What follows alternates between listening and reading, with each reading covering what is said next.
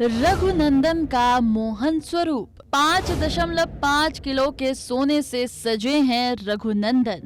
श्यामल रंग का बाल स्वरूप रघुराई की मनोहर झलक।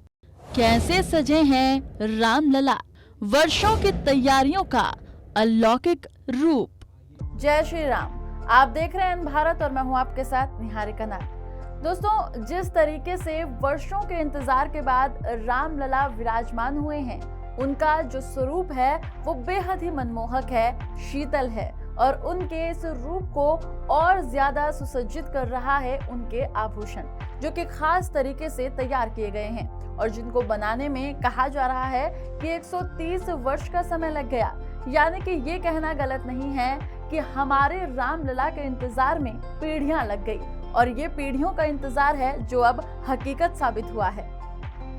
कहना गलत नहीं होगा कि एक बेहद लंबे इंतजार के बाद आखिरकार 22 जनवरी 2024 को अयोध्या के राम मंदिर में रामलला की मूर्ति में प्राण प्रतिष्ठा का कार्यक्रम संपन्न हुआ। इस दौरान बड़ी संख्या में भक्तगण भगवान राम की एक झलक पाने के लिए अयोध्या पहुंच गए। प्राण प्रतिष्ठा के बाद रामलला को दिव्य आभूषणों और वस्त्रों से सजाया गया, जिन्हें देखने के बाद भक्तगण रामलला को बिना पलक झपकाए एकटक निहारते रहे। अयोध्या के भव्य मंदिर में 22 जनवरी की सुबह सोमवार को सूर्यवंशी रामलला विराज चुके हैं और उनके स्वर्ण मुकुट पर सूर्य चिन्ह है। उनके ऊपर बड़े आकार का पन्ना उनके वैभव को दिखा रहा है। प्रभु के बाल रूप को निखारने के लिए मुकुट के दोनों ओर पंख बनाए गए हैं। इन पर उत्तर प्रदेश का पहचान प्रतीक चिन्ह मछली और राष्ट्रीय पक्षी मोर बनाया गया है। अब आपको बताएं तो रामलला ने 16 आभूषण धारण किए हैं। हरस हाईमल श्यामलाल ज्वेलर्स ने तैयार किए हैं। शोरूम के डायरेक्टर मोहित आनंद ने बताया कि 2 जनवरी को श्री राम जन्मभूमि तीर्थ क्षेत्र के महासचिव चंपत राय ने फोन किया था और उनके कहने पर अयोध्या पहुंचे तो पता चला कि रामलला के आभूषण बनाने हैं। लेकिन खास बात यह है कि हमारा परिवार 130 वर्षों से आभूषण बनाने के कार्य में लगा है। जिस तरीके से एक एक बारीकी के साथ इन आभूषणों को तैयार किया गया है, हर एक वो व्यक्ति जो जुड़ गया है इस कार्य में खुद को भाग्यशाली महसूस कर रहा है।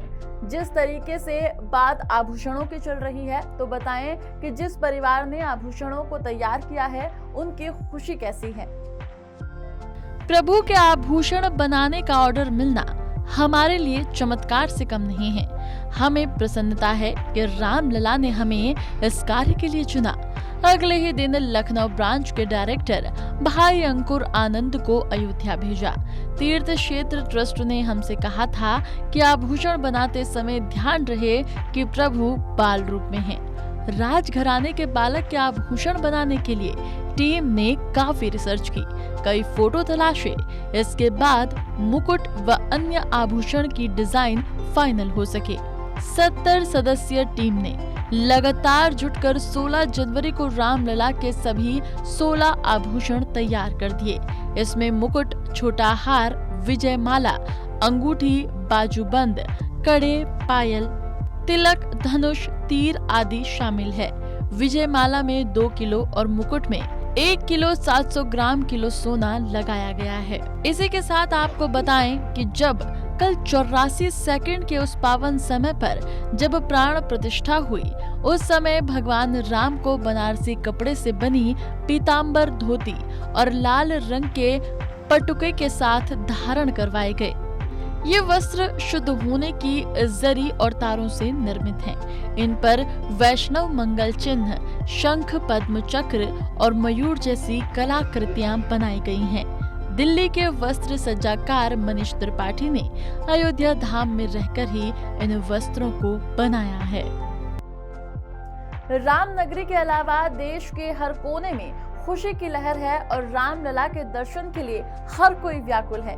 अगर आप भी भारी भीड़ होने के कारण अभी तक रामलला के दर्शन नहीं कर पाए हैं और अयोध्या नहीं जा पाए हैं या आने वाले दिनों में राम दर्शन के लिए व्याकुल हैं, तो अयोध्या जाने का प्लान अब आप कर सकते हैं, क्योंकि राम मंदिर अब आम भक्तों के लिए खुल गया है। तो दोस्तों, उम्मीद करते हैं कि आप भी जल्द अपने परिवार के साथ रामलला के दर्शन जरूर करेंगे। फिलहाल इस जानकारी में इतना ही। देखते रहिए एन भारत।